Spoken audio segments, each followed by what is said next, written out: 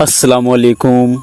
नमस्कार दोस्तों, मेरा नाम अब्दुल अंसारी है और जो वीडियो मैं आज लेकर आया हूँ अपने दोस्तों के लिए,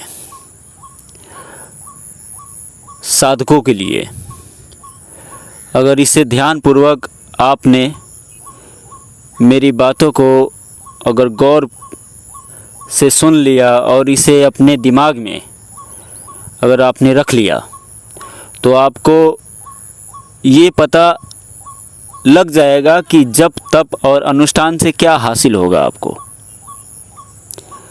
तो चलिए आज हम जानते हैं कि जप तप और अनुष्ठान से क्या हमें मिलता है और जो मूल ज्ञान है वो कहाँ है।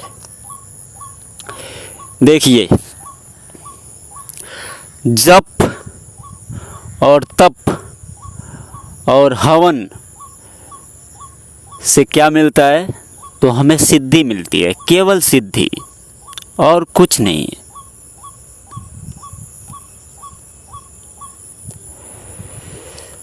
आप साधना में लीन हो गए हो और आप सोच रहे हो कि मैं उठूंगा नहीं, चाहे मेरा शरीर क्यों न यहाँ पे नष्ट हो जाए।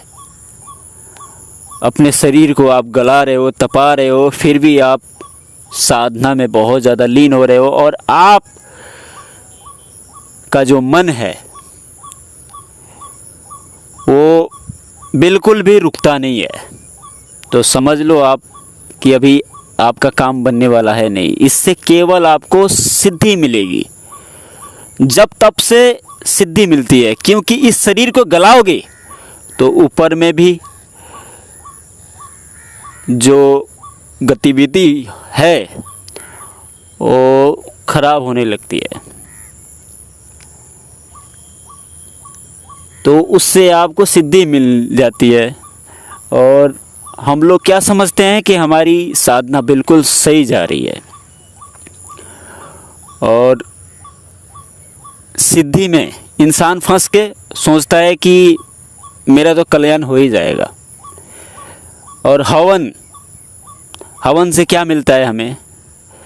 सीधी सी उदाहरण में बतलाता हूँ आप लोगों को।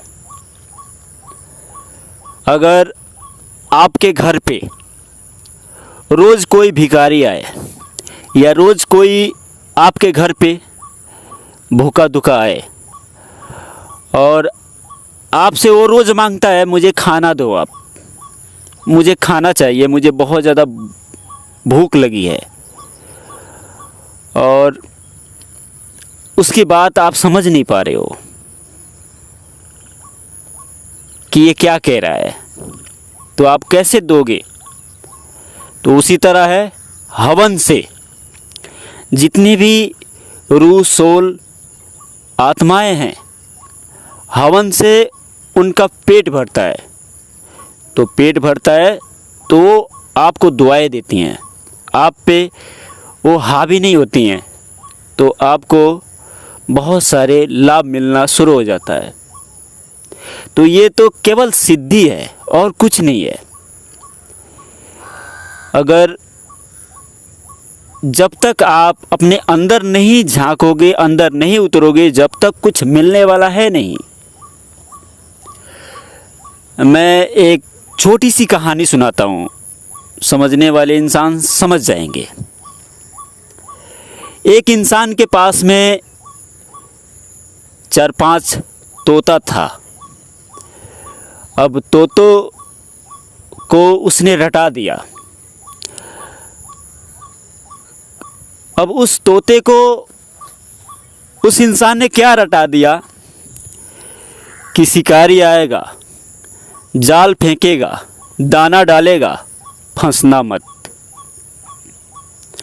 अब उस तोते ने रट मार ली कि शिकारी आएगा, जाल फेंकेगा, दाना डालेगा, फंसना मत। अब सोचा कि अब ये फंसेंगे नहीं, अब इन लोगों को आज़ाद कर दो। अब वो आज़ाद कर दिए।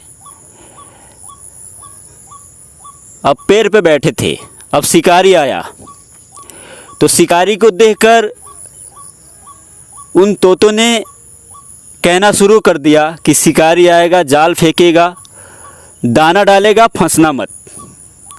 अब शिकारी ने सुन लिया कि ये तो सब कुछ जानता है, ये मेरे जाल में फंसने वाला नहीं है। अब उसने हार मान ली। अब सोचा कि चलो ये तो मेरे जाल में फंसने वाला है नहीं, अब चलो घर चलते हैं। तो सोचा कि यार एक बार देखूं तो सही, जाल डालकर और दाना डालकर। हो सकता है ये केवल रट लगा रहे हैं कि शिकारी आएगा, जाल फेंकेगा, दाना डालेगा, फंसना मत। तो उसने जाल फैलाकर दाना फेंक दिया। अब वो सारे के सारे तोते आए, दाना को चुभने लगे और चुभते चुभते वो बोल क्या रहे हैं, शिकारी आएगा, दाना फेंकेगा, जाल फेंकेगा, दाना डालेगा, फंसना मत। अब वो पकड़ के ले जा रहा है तो भी वो बोलते जा रहे हैं कि शिकारी आएगा, जाल फेंकेगा, दाना डालेगा, फंसना मत। यही बात है, जितने भी ग्रंथ हैं, जितनी भी किताबें हैं, आप कोई भी मंत्र या कोई भी आयत या कोई भी वजीफ़ा ले लो, आप जब तक आप अपने अंदर में झांकोगे नहीं, अपने अस्तित्व को पहचानोगे नहीं, जब तक आपको असली रहस्य पता नहीं लगेगा। अब देखो, आपने चोरी की, आपने डाका डाला या आपने किसी का कत्ल कर दिया और आप सोचते हो कि मैं रट लगा लूँगा, या अल्लाह, हे भगवान, तो मैं बच जाऊँगा। यार ऐसा कभी हुआ है? आपने गलती की है तो आप उसका सज़ा भी आपको ज़रूर मिलेगी। आप आग के पास में जाओगे तो ज़रूर आप जलोगे। तो मेरी बात ध्यान से सुनो, आप जो मैं कहने जा रहा हूँ, आप साधकों के लिए ये बहुत ज़्यादा इम्पोर्टेंट है। जब तक आपका मन नहीं रुकेगा, जब तक कुछ रियल आपको मिलने वाला है नहीं, या मुझे या किसी को भी, जीव आत्मा का खिंचाव तभी होता है जब ये हमारे शरीर की दसों इंद्री एक रंग में ढल जाती है, तब जाके जीव आत्मा रूह की खिंचाव होती है,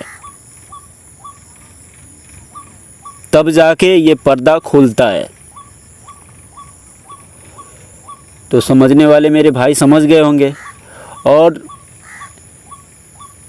ये जब तक पर्दा खुलता नहीं है, जब तक समझ लो आपके पास में ढेर सारी सिद्धियाँ आएंगे। कोई तो नंगी नाचेंगी, कोई क्या, कैसी कैसी, सब फंसाऊ है। ये बहुत ज़्यादा झोल है, इतना झोल कि इससे मुश्किल है बच पाना। तो उम्मीद करता हूँ ये वीडियो मेरे भाइयों को अच्छी लगी होगी। तो अच्छी लगी तो मेरे चैनल को लाइक और सब्सक्राइब करना ना भूलें, और दूसरों तक भी शेयर करना ना भूलें। तो चलता हूँ, फिर मिलता हूँ नेक्स्ट वीडियो के साथ। नमस्कार, अस्सलाम वालेकुम, दुआ में याद रखिएगा।